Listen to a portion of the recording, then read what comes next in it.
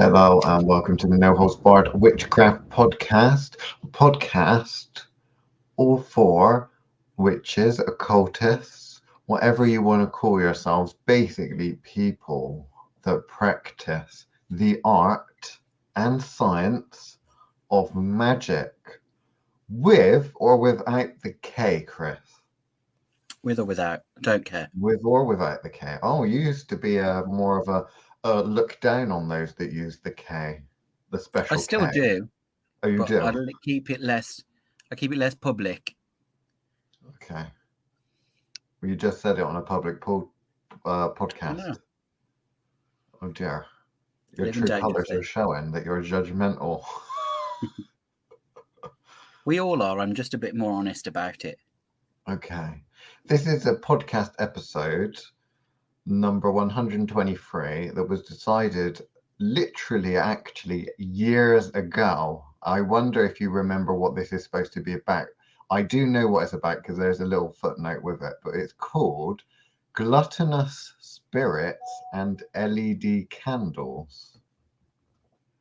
Have any idea what you were thinking at the time? God knows. No? Right, so the little footnote thing next to it, it says fake tools in the craft. So LED candles and spirits eating battery life and such. So I think there's two things that we need to crack on and talk about. The first thing would be, is there such a thing as a fake tools within witchcraft and magical practice and that? Because that's an interesting concept. One bound to polarize people. And also, coming out of that, this idea of LED candles, right? Because you see on some of these shrines and such like that, and some of these rituals and that, where, you know, certain people decide to open a goddess temple and the health and safety policy of the building does not allow for candles, yet they cannot think of any other way to raise energy and leave offerings other than candles. Therefore, they have to switch to the LED candles. And they always thought that, you know, it's an offering. So if that is the case, maybe we'll start with the LED candles. If that is the case, this old idea of an offering, a lot of people think that the spirit goes and eats the candle. After all, to our uneducated, simple friends, the pagans, because we all know that pagan means uneducated simpleton from the countryside, right? To our pagan brethren, pagan friends, they think that the lighting of the candle and it disappearing literally in front of their very eyes means that the spirit or god, goddess, deity they're lighting the candle to is eating it, right? Ovs. Do they also eat batteries? So the battery juice, right? Will they consume that? Because I have noticed some of my pagan friends have noted that, wait a minute, the candle may not disappear, but the juice stuff disappear, so they must therefore eat the electricity because it runs out, doesn't it? Like a candle runs out. Okay, the LED candle is still there. It does not disappear. The cross-sectional end area of the wick, not that there is a wick, or anything else does not disappear, but the juice inside, the energy inside does disappear. Therefore, it must be ate by something. Surely, Mr. Chris, you who have all the answers. Tell us the secret. Will spirit accept an LED candle as an alternative if I'm not allowed to burn one on my college campus or in my goddess temple that I rent from the local, I don't know, woodwork association? Well, the obvious answer would be, really depends on the spirit that you're working with. Bridget. First of all, will she accept an LED candle? I'm not sure Bridget, of all people, would accept anything that wasn't a real flame. Is that because she uses actual frames to like make swords? But then maybe you could set fire to a gay man. He flames enough. Why does she dislike the gays, or does she like them so much she likes to eat them? Good enough to eat, she says. I do notice a lot of I believe you're supposed to use the term faggots and queers now. Is that right? I believe that there's a lot of them that do visit some of these goddess temples. Is Yes. that just because they're drawn to her? Does she eat them? Is this like that part in the Twilight Saga where the Volturi have someone like Heidi go out and find people, mundanes and such, to feed on, so the vampires feed on them? Is that what this is? Is that why it's pink, Chris? Is that why it's pink? Is it like a moth to a flame? All these various fabrics and textiles and bright colours, rainbow colours, one would even say. Is that what this is all about? No, I'm just stirring the pot. Oh. To get back to seriousness, ultimately, the flame and the candle is representational. And I don't mean that as in representational magic, but you use candles, particularly in the good old days, because they show there is a visual representation of the passing of time. So you wouldn't have a clock, so to speak, because we didn't wear portable ones. Seeing something that slowly diminished meant you could see the time is passing. So candles were quite frequently used to point out time is moving forward. They're not about feeding anything to the deity, I'm afraid, Liam. Mr. Chris, I think you've got it all wrong. Maybe it's because you were raised on Llewellyn books or something, I don't know, but I am pretty sure I would stake my reputation on the fact that the wristwatch was invented way before neo-paganism ever was. No, I'm not talking about now. I'm talking in the good old classical days. There were no wristwatches. Before the neo-pagans and before the wristwatches. So you would be reliant on candles or lamps and actually watching the level of some, like an oil or whatever, diminish, allowed you to see the passage of time. Because in the good old days, we used to be able to bend time a lot easier because we were a bit more fluid about it. And therefore, the only way to maintain a grounded position during works was to see the passing of a flame. An old flame. You want to see all your old flames pass by, don't you? No. Yeah, it's what you class as victory, isn't it? Ha, gotcha. Okay. So that, to me, puts too big a spin on actually why on earth are people using all these candles in the first place, let alone LED versions that you don't watch diminish, because that actually is the purpose they're serving. Whereas people tend to think about, like you say, that they are in some way, shape or form the building of energy. No, the candles, like the smoking incense, etc., is all there to create atmosphere. It's got nothing to do with the magic that's being done, but people struggle with that. Yeah, because we all know the spirits that feed on the baby sacrifices, don't it? That's why you bring the babies along and slit their throats. Yes. Yeah, they don't need candles. Don't need candles for candles that. Don't scream. You do need candles there if you're doing your ritual late at night in the woods, because it's difficult to see, Mr. Chris. Is it a baby or a small child that you've just sacrificed, or is it in fact one of your coven mates, the Oompa Loompa one? Could be easily mistaken for a child. Mon petite. Wow. Liam, you normally save all of the comments like this to the other side where we can't be sued. Well, one can only imagine what comments I've got to yet to come out with for the other side. Showing all these prejudices on live. No, there's no prejudice. There's no prejudice. It's common sense, Chris. It's common sense. If you're ritually sacrificing a bunch of children and you have one of your common mates that happens to be an Oompa Loompa, dwarf or midget, it could be quite easy to get them mixed up. Therefore, you can't use any of those words, Liam.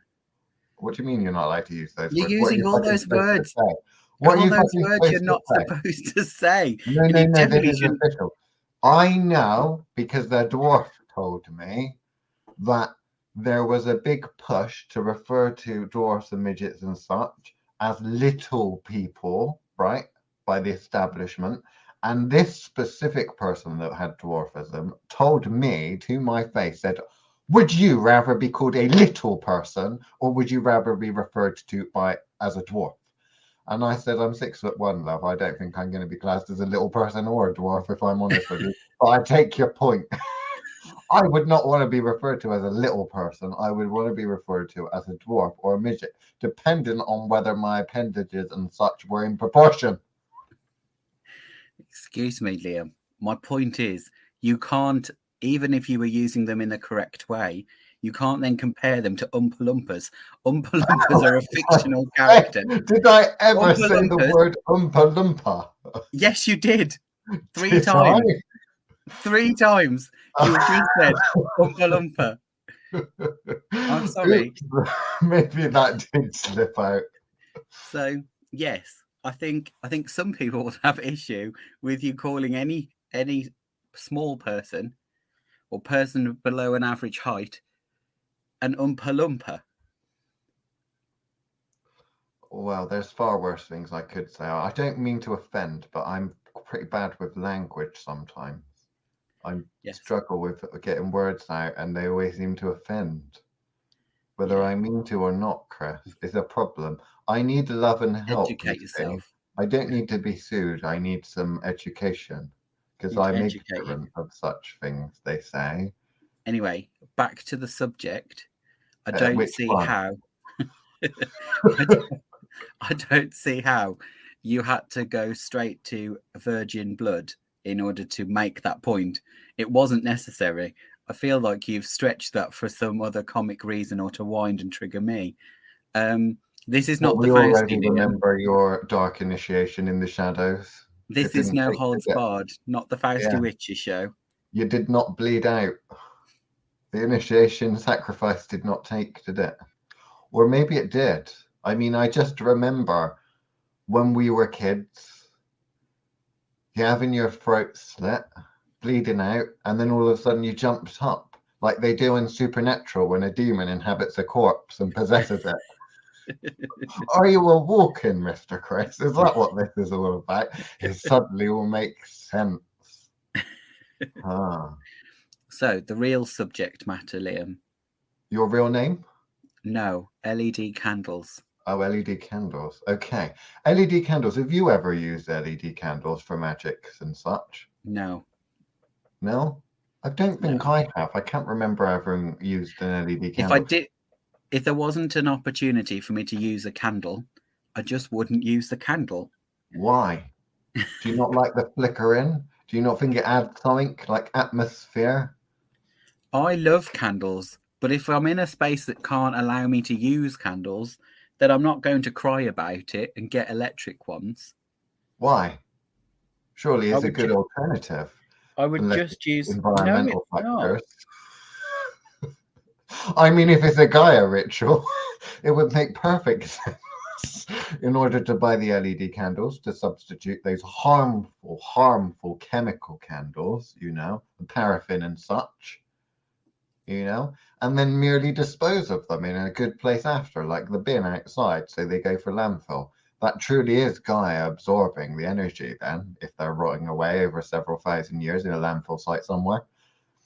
Do you think that Gaia appreciates it more if you were to leave an offering of that because it's plastic and takes longer to degrade? Would that be better? Do you think she's a fan of the microplastics? I would say, as we're not very good at recycling batteries in general, I think the plastic rotting over the next 2,000 years is probably likely to be a quicker turnaround than some of the batteries poisoning the earth.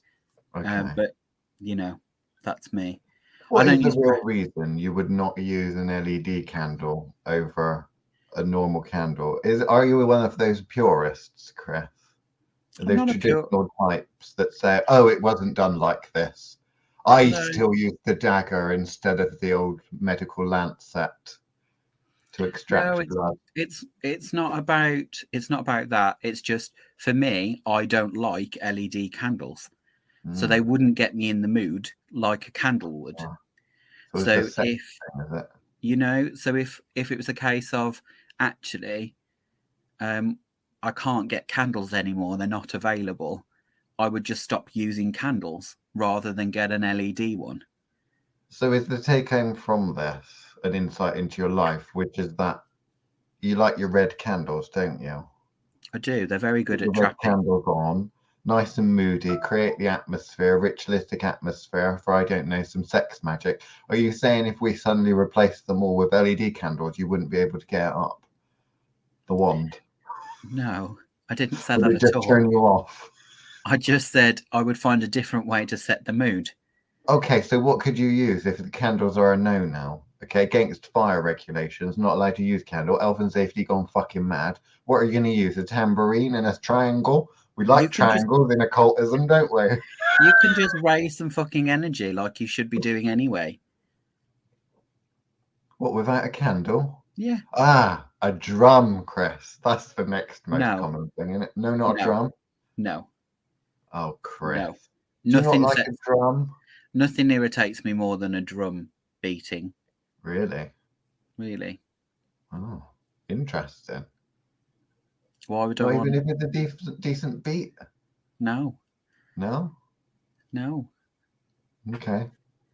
What about if we made some paper mache things and put like bits of rice and that sort of thing inside them, and it held some sort of neo-Wiccan ceremony, like they sort of do that sort of thing, don't they? Homemade musical instruments, Chris. I'd have thought you'd hate that a hell of a lot more than a proper drum.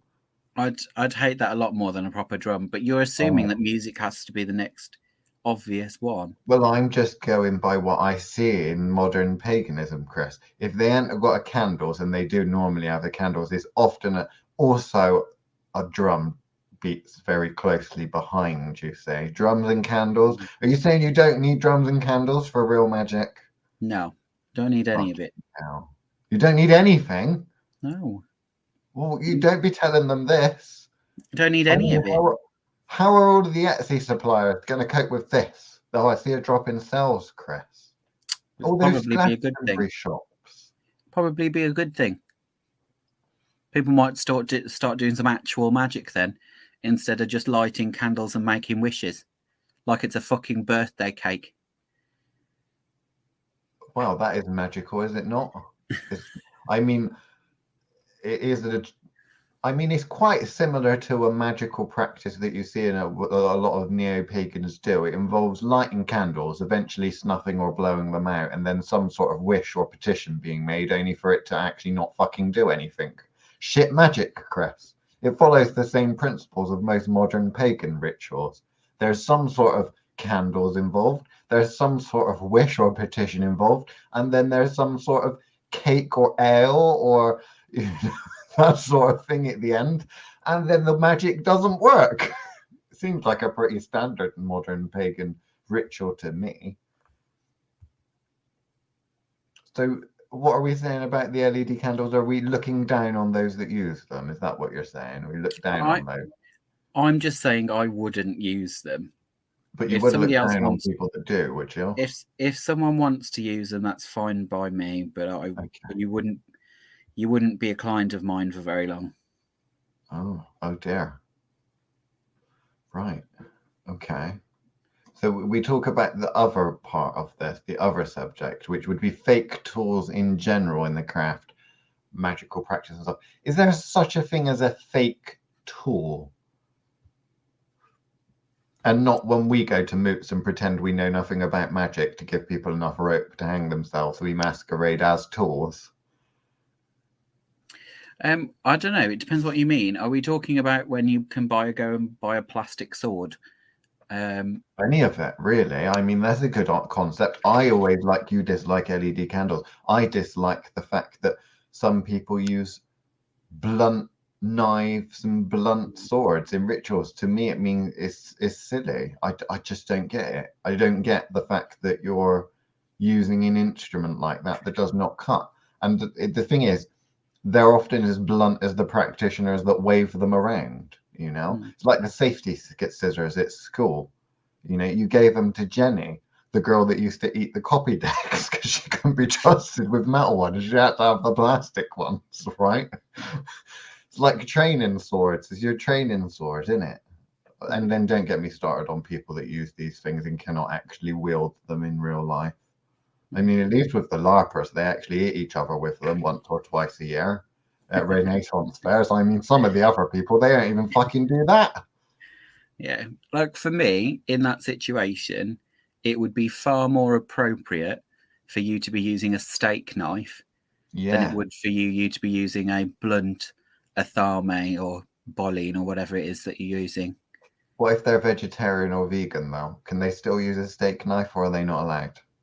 Well, I don't understand personally why somebody, a vegetarian otherwise, would be using a sword that is designed to cut people. Because obviously you, by choosing to use a sword, like you probably should really be using your potato peeler or your paring knife would be more appropriate for you, because it should, like you say, it should be an item you are willing to wield. So you would never see, you would kind of hope that you wouldn't have a vegan using a sword, really, because surely ethics would have some issue with that. But well, not necessarily, because but my point is more about the fact that a knife that you are using for practice should be useful and therefore usable. So if it can't actually be used for the thing it was designed for in the first place, you really shouldn't be wielding it. I would just say that there are some, and I know that there are louder voices at play, which is why many of people would not agree with this, but there are some vegans and vegetarians out there that could not give a shit about cruelty to animals and such, and it is not a moral or ethical thing. It's just that they believe that it's healthier or have certain intolerances and such. Yeah, I know vegetarians that just don't like the taste of meat. Yeah. But still, it's a case of, would they be using that knife for that purpose? If they don't eat meat, they wouldn't, you would think, or if they don't prepare meat, shall we say, there are vegetarians out there that won't cook, even handle meat. Whereas if you've got, a parent who prepares meat for their children but doesn't eat it themselves, they would still be preparing meat. So that wouldn't be inappropriate for them to have a meat knife. Yeah. If you've got someone that does not touch meat, will not eat meat, why on earth would they have a steak knife and be using it in practice? Does that make sense? Yes. So fake tours, I think many people would think about, if you came from a tradition, a magical tradition, let's pick a random one. Wicca, our favorite one to pick, right? And they have a history, albeit not a very old history, but a history of wielding swords and that in ritual, and daggers, ℍ𝕠𝕝, whatever they want to call it. And then suddenly they do rituals and stuff that involve people in prisoners, or children, or anything like that. And they're not allowed to use swords or daggers. Therefore, they make them out of paper, right, as a symbolic thing. To me, that always seems very, very strange, but that because I come from the perspective of looking at as, no, you're only using that sword because someone told you that you're supposed to use a sword for that ritual, and you cannot think for yourself. Therefore, you're only copy and paste instead of deciding what it is for yourself, what you're going to do. Copy and paste culture is why I dislike that. But within the copy and paste culture, that is things like Wicca and such, there will be the purists that say, well, no, if you're not going to use a proper metal sword, you're not going to, or a dagger or something, you're not going to make one out of paper just for the symbology of it. Just use your finger, that kind of thing. And I think, well, I don't get that. I don't get that, because you're using a blunt sword and you're saying that the person who's using paper, which arguably I think could do a lot more damage. I've seen more paper cut people than blunt swords cut people, so I don't get that. There's this whole idea of fake swords, fake tools and The other stuff. one that triggers me a lot is fake skulls. Ooh, that's a really good one. So that's the other one I find quite triggering is people that use fake skulls, and you're like, well, I don't want or I don't agree with. Then why are you using a skull at all? For symbology. Like, I like the artistic idea of representing the skull, but I do not feel very good about digging up skulls of dead people in the graveyard or ordering them on eBay, or getting roadkill to use animal ones, that kind of thing. That's what people would say. But I've also thought the same. Again, you just find another way. Like, to me, if you're going for the head, there are lots of ways to be representational of the head without actually getting a head, actually using the head of an animal or a person. You could argue that a carrot has a head. You could argue that a mushroom has a head. Like, do you know what I mean? Like, you could use, for me, people don't tend to, same with like mushrooms and things. The mushroom for me, first and foremost, is the fruiting part of the fungi. So to me, it's actually more likely to be to do with kind of genitalia or reproduction than it would be to be used as kind of like the head, or but it's one of those things that anything that becomes above ground could be considered as a head. Anything below ground, like, do you know what I mean? There are so many ways that you can interpret the top of something or the bottom of something or the brain aspect of something. Like, the walnut is a great example for anything to do with the brain, because of its natural shape, looking brain-like, doctrine of signatures. But I find not enough people go that far. It goes back to the whole substitute anything with rosemary kind of attitude of any herb can be substituted. That kind of, well, if any herb can be substituted, then that makes it sound like the item is not actually worth anything, which should then have you thinking, well, do I need rosemary at all?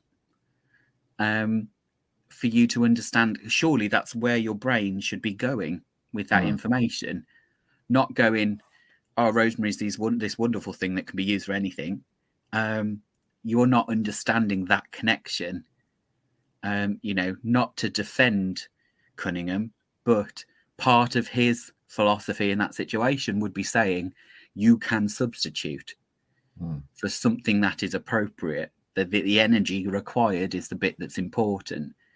I wonder, bearing in mind most of his books were written after his death, I do wonder whether or not actually is Cunningham the thicko, or is it actually the ghost writers that wrote the rest of his books afterwards, not understanding the core text?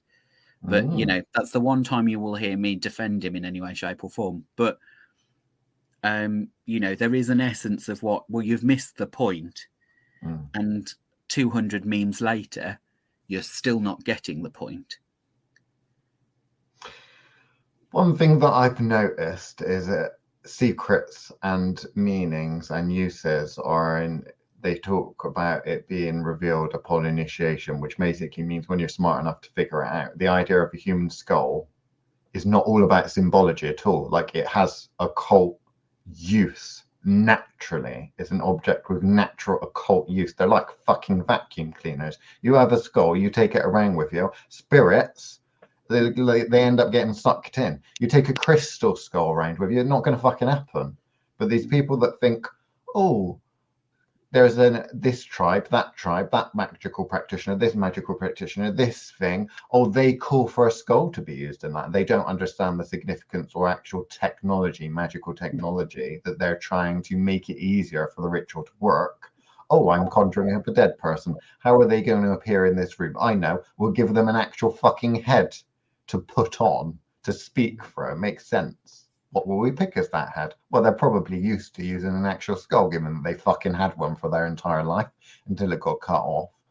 But there we go. We'll talk about this more on the Patreon, the extended edition of this here amazing witchcraft shall. We'll see if we can be even more ruder than we've already been.